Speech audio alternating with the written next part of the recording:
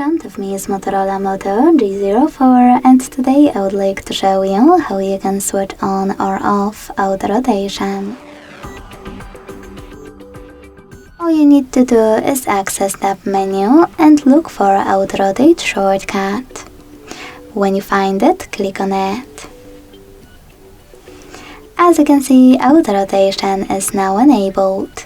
To disable it, click on the same No Gray shortcut. If you want to, you can also go into Settings and click on Display.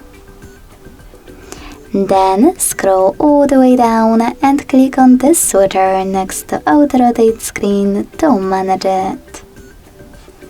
Thanks so much for watching. If you enjoyed this video, leave a like, comment and subscribe. Bye!